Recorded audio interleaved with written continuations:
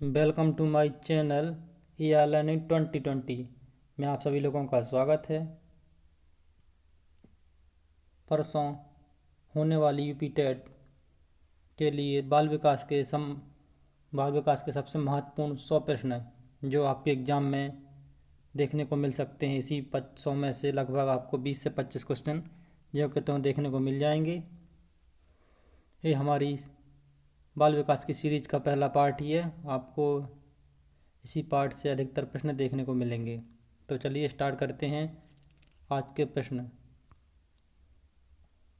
सबसे पहला प्रश्न, पर्सोना का शाब्दिक अर्थ क्या होता है? पर्सोना एक लैटिन भाषा का शब्द है। इसका शाब्दिक अर्थ होता है मुखौटा। प्रश्न number 2, Ivan Petrovich Pavlov. Pavlov का फुल फॉर्म है। पावलोव किस देश के निवासी थे? सही आंसर है रूस। इन्होंने कुत्ते पर प्रयोग किया था। ध्यान रखिए। शैशवावस्था सीखने का आदर्श काल है। वैलेंटाइन जी का कथन है। बाल्यावस्था को काम की प्रसुप्तावस्था किसने कहा है? इसका सही आंसर है सिगमंड फ्राइड।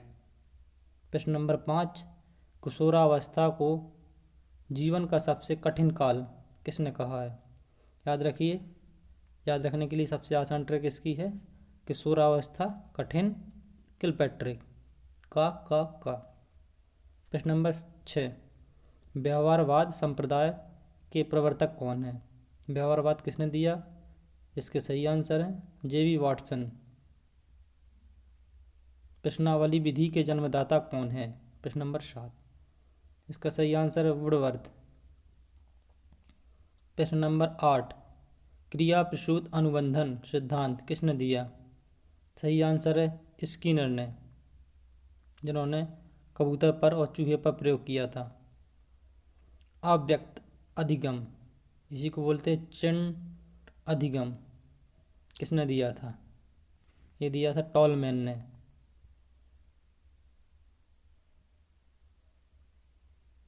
अगला प्रश्न, अनुकरण द्वारा सीखने की अवस्था कौन सी अवस्था कहलाती है?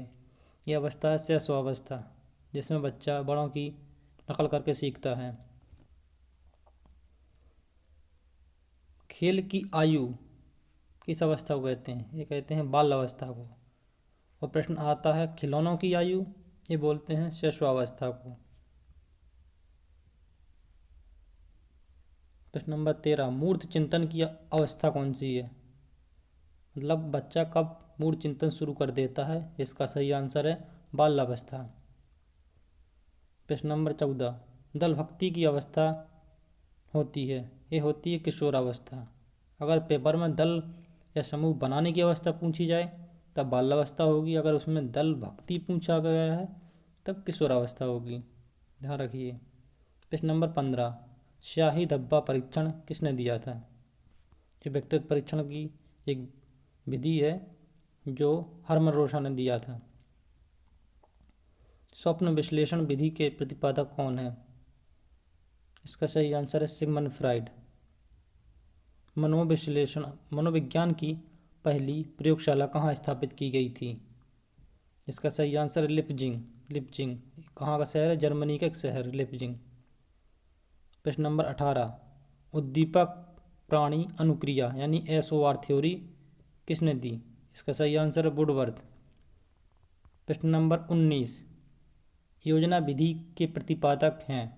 इसका सही आंसर है किलपैट्रिक। कुछ आपको किताबें भी एग्जाम में देखने को मिलेंगी, तो किताबें भी पढ़ के जाइएगा। प्रश्न नंबर 20, इमिली पुस्तक किस के द्वारा लिखी गई है? ये सही आंसर रूसो के द्वारा। बेसिक शिक्षा में मातृभाषा पर जोर किसने दिया? इसका सही आंसर है महात्मा गांधी ने। प्रयास एवं त्रुटि सिद्धांत किसने दिया? सही आंसर है थार्नडाइक। प्रश्न नंबर 23, अधिगम में लिखावट कठिनाई को क्या कहते हैं? इसको कहते हैं डिस्ग्राफिया। ऋणात्मक व्यक्तिगत क्षमता रूपी प्रक्रिया को क्या कहते हैं? इसको कहते हैं शरीर की वृद्धि। अगर यहीं गुणात्मक आता तब उसे कहते विकास। याद रखिए, अगर मात्रात्मक पूछा गया तो वृद्धि आएगी, वहीं गुणात्मक पूछा गया तो विकास आएगा। विकास का सिद्धांत सेफेलोपोडल का संबंध किससे है? सेफेलोपोडल यानी सिर से पैर तक। प्रश्न नंबर 23, पहले बालक द्वारा पूरे हाथ से किसी वस्तु को उठाना, फिर धीरे धीरे करके केवल उंगली और अंगूठे की मदद से उसे उठाना, यह कहलाता है सामान्य से विशिष्ट की ओर। मिथ्या परिपक्वता की अवस्था कौन सी अवस्था को कहते हैं? ये कहते हैं बाल्यावस्था को। नवजात शिशु का भार कितना होता है?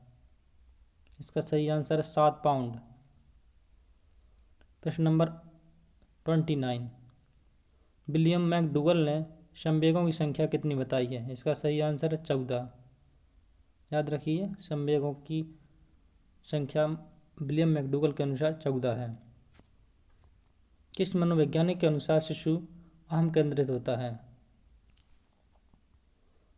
ये कहा था जीन पियाजे ने। किस अवस्था में नैतिकता का अभाव पाया जाता है?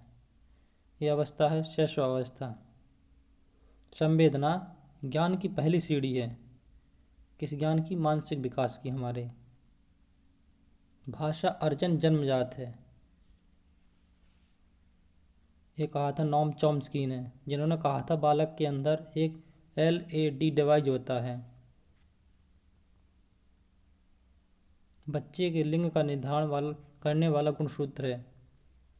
हमारे अंदर जो 23 जोड़ी गुणसूत्र पाए जाते हैं, उसमें 22 जोड़ी द्वारा हम मानव का शरीर बनता है, और वहीं 23 में जोड़ी गुणसूत्र होता है जो लिंग का निर्धारण करता है। प्रश्न नंबर 35, अधिगम आदतों, ज्ञान एवं अभिवृत्तियों का अर्जन है। ये परिभाषा है क्रो एंड क्रो के अनुसार। किसकी? अधिगम की। प्रश्न नंबर 36, अधिगम के लिए प्रथम शर्त क्या होती है? यानी सीखने की प्रथम शर्त ये होती है अभिप्रेरणा। प्रश्न नंबर 37, अधिगम को प्रभावित करने वाला व्यक्तिगत कारक क्या क्या हो सकता है? सही आंसर परिपक्वता और आयु। प्रश्न नंबर 38, साइकिल चलाने के कौशल सीख लेने के बाद मोटरसाइकिल चलाना किस प्रकार का स्थानांतरण है? ये क्या है? धनात्मक स्थानांतरण।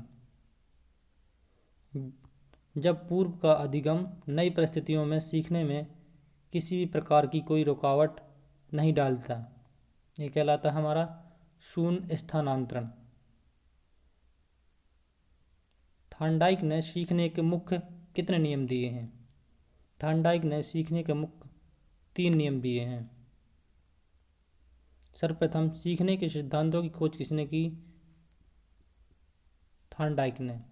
प्रभाव का नियम किसने दिया? ये दिया थॉर्नडाइक ने। प्राचीन अनुबंधन का सिद्धांत किसके द्वारा प्रतिपादित किया गया? सही आंसर पावलोव। पावलोव ने किस जानवर पर प्रयोग किया था? ये किया था उन्होंने कुत्ते पर।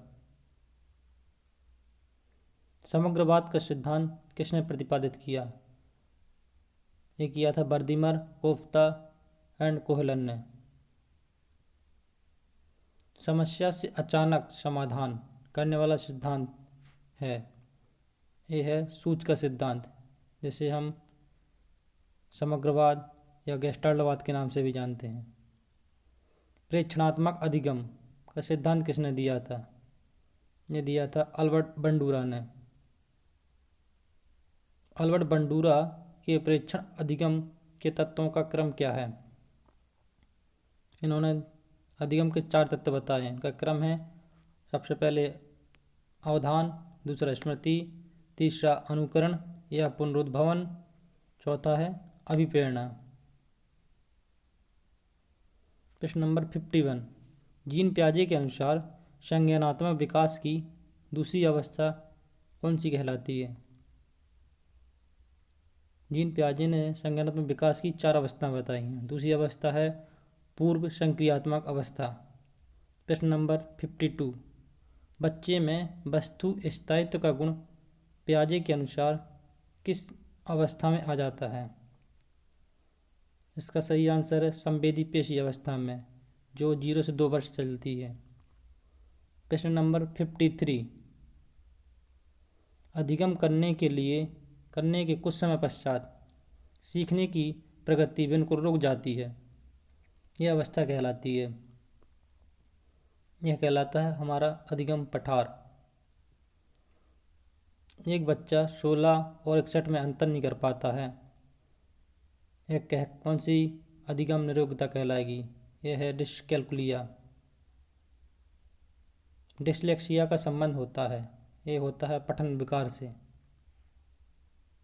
किस मनोवैज्ञानिक का कथन है कि चिंतन करने में विचार पहले और भाषा बाद में आती है?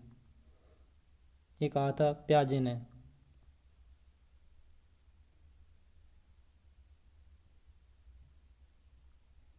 व्यक्तित्व का समाजशास्त्रीय वर्गीकरण किसने किया? ये किया था स्प्रेंगर ने। क्रेशमर ने व्यक्तित्व को कितने भागों में बांटा है?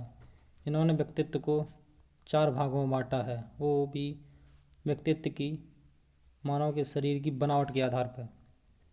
ये 4 प्रकार इस प्रकार हैं: स्थैनिक, एथलेटिक, पिकनिक और डायप्लास्टिक।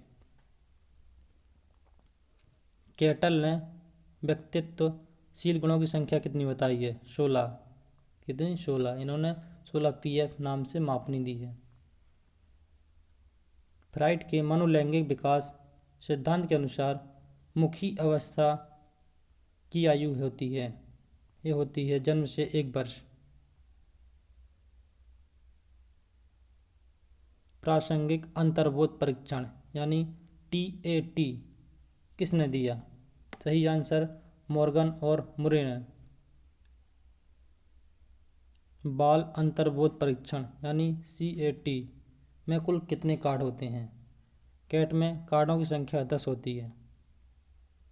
किस ग्रंथि के कारण लड़की पिता की ओर अट्रैक्ट होती है यानी आकर्षित होती है? ये होती है इलेक्ट्रा ग्रंथि के कारण। बुद्धि तार्किक चिंतन है, ये कथन है स्पीयरमैन का। जिंदगी में सफलता का केवल 20% भाग ही IQ का है, बाकी 80% सफलता संवेगात्मक बुद्धि के कारण होती है, ये डेनियल गोलमेल का कथन है। संवेगात्मक बुद्धि का प्रतिपादन किसने किया था? ये किया था शेलोबी और मेयर ने। चलते हैं प्रश्न क्रमांक 67 पर। बुद्धि का एक तत्व सिद्धांत किसने दिया था? यह दिया था अल्फ्रेड बिने ने। बुद्धि का समूह तत्व सिद्धांत किसने दिया था? यह दिया था थर्स्टन ने, जिसे हम PMAs के नाम से भी जानते हैं। PMAs प्राइमरी मेंटल एबिलिटी के नाम से भी जानते हैं। प्रश्न नंबर 69। बुद्धि का तरल ठोस सिद्धांत किसने दिया? ये सही आंसर है केटल ने। प्रश्न नंबर 70। बुद्धि का त्रिविमीय संरचना का सिद्धांत दिया? ये दिया था JP गिलफोर्ड ने। बुद्धि परीक्षण निर्माण के जन्मदाता कौन है? ये है अल्फ्रेड बिने। किस बुद्धि लब्धि स्तर के बालक समान बुद्धि वाला होता है? यह होता 90 से 110। आर्मी अल्फा बुद्धि परीक्षण किस प्रकार का है? आर्मी अल्फा और आर्मी बीटा ये दोनों सामूहिक बुद्धि परीक्षण आता है, लेकिन आर्मी अल्फा आता है शाब्दिक और यहाँ आर्मी बीटा आता है अशाब्दिक। भाटिया बैटरी परीक्षण का संबंध किससे है? इसका संबंध बुद्धि परीक्षण से है। मैस्लो के अनुसार मैस्लो ने अभिप्रेरणा सिद्धांत के कितने चरण बताए हैं? इन्होंने 5 चरण बताए हैं, जिसकी आकृति प्रामाण्यानुसार होती है। अभिप्रेरणा अधिगम का सर्वोच्च राजमार्ग है, ये परिभाषा स्किनर के द्वारा दी गई है।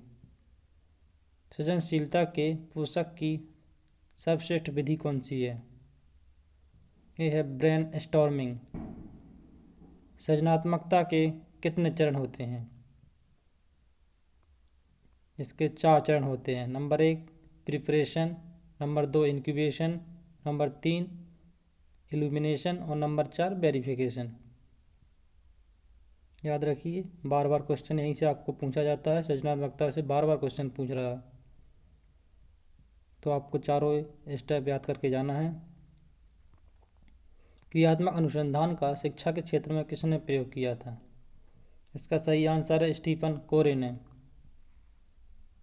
परीक्षण जो कक्षा शिक्षण के दौरान किया जाता है, ये कहलाता है रचनात्मक मूल्यांकन। अच्छे मूल्यांकन की क्या क्या विशेषताएं होती हैं? आपको इन 4-5 विशेषताओं में से एक विशेषता जरूर देखने को मिल जाएगी। वैधता, वस्तुनिष्ठता, व्यापकता और विभेदीकरण, ये क्या है? अच्छे मूल्यांकन की विशेषताएं होती हैं। प्रश्न नंबर 82, एरिक्सन के मनोसामाजिक सिद्धांत की तीसरी अवस्था कौन सी है? याद रखिए, एरिक्सन ने मनोसामाजिक सिद्धांत दिया था जिसमें उन्होंने 8 अवस्थाएं बताई थी। 8 अवस्था में तीसरी अवस्था है पहल बनाम दोस्तिता। NCF 2005 में शिक्षक की भूमिका क्या है? इसमें शिक्षक की भूमिका एक सुविधादाता की है। NCF 2005 बल देता है, यह देता है करके सीखने पर। चलते हैं प्रश्न नंबर 85 पर। सीखने के संज्ञानात्मक पक्ष ब्लूम के अनुसार क्रम क्या है? सबसे पहला क्रम है ज्ञान, दूसरा बोध, तीसरा अनुप्रयोग, चौथा विश्लेषण, पांचवा संश्लेषण, छठवां मूल्यांकन। इसी प्रकार से क्रम रखिए यार, पेपर में आपको क्रम पूछने को जरूर मिल सकता है। नैतिकता का सिद्धांत किसने दिया? ये दिया था कोहलबर्ग ने। इसी को बोलते हैं नैतिक तर्कणा का सिद्धांत, जिन्होंने बच्चों को हिंज की कहानी सुनाई थी। रेखीय अभिक्रमित अनुदेशन किसने दिया था? ये दिया था स्किनर ने। RTE 2009 लोकसभा में कब पारित हुआ? ये हुआ था 4 अगस्त 2009 को। प्रश्न नंबर 89, RTE 2009 में किस आयु के बच्चों को निःशुल्क एवं अनिवार्य शिक्षा देने की बात की गई है? ये कहा गया 6 से 14 वर्ष तक के सभी बच्चों को। प्राथमिक विद्यालय में एक सप्ताह में कितने घंटे शिक्षण कार्य किया जाता है? इसका सही आंसर है 45 आवर्स, यानी 45 घंटे। RTE 2009 में प्राथमिक विद्यालय में विद्यार्थी और शिक्षक का अनुपात कितना है? 30:1, यानी 30 बच्चों पर एक छात्र। हार्वर्ड ने पाठ्य योजना में कितने चरण बताए हैं? यानी जो हम लेसन प्लान बनाते हैं वो हार्वर्ड के अनुसार कितने चरण में कंप्लीट होता है? इसका सही आंसर है 5 चरण। प्रश्न नंबर 93, मापन के किस स्तर में परम शून्य पाया जाता है? ये होता है चौथा चरण मापन का, जो होता है आनुपातिक मापन। मारिया मोंटेसरी के अनुसार सीखने का जो कौशल होते हैं उनका क्रम क्या है? इसका सही आंसर है सुनना, बोलना, लिखना और पढ़ना। चिंतन का आरंभ होता है, ये होता है समस्या से। जब समस्या आती है उसके बाद ही हम चिंतन प्रारंभ करते हैं। अभिग्रहणात्मक कौशल कौन कौन से हैं? ये सुनना और पढ़ना 2 अभिग्रहात्मक कौशल हैं और 2 हमारे अभिव्यंजनात्मक होते हैं। प्रथम संस्कृति स्वच्छ बुद्धि परीक्षण बनाने का श्रेय किसे दिया जाता है? इसका सही आंसर है कैटल को। ब्रूनर ने अधिगम की कितनी अवस्था बताई हैं? इसका सही आंसर है ब्रूनर ने अधिगम की 3 अवस्था बताई हैं, एक्टिव, आइकॉनिक एंड सिंबॉलिक। प्रश्न नंबर 99, चाइल्ड साइकोलॉजी पुस्तक किसके द्वारा लिखी गई है? ये लिखी गई है हरलॉक के द्वारा। और आज का ये आखिरी प्रश्न है 100 क्वेश्चन, सोशल लर्निंग थ्योरी, ये पुस्तक किसके द्वारा लिखी गई है? ये लिखी गई अल्बर्ट बंडूरा के द्वारा। ये थे 100 महत्वपूर्ण प्रश्न बाल मनोविज्ञान के, जो आपको परीक्षा में इसी में से देखने को मिल जाएंगे। लगभग आपको, अगर आप ये 100 प्रश्न तैयार कर लेते हैं तो भरोसा करिए कि आपको कम से कम 20 से 22 क्वेश्चन इसी सेट में से देखने को मिल जाएंगे।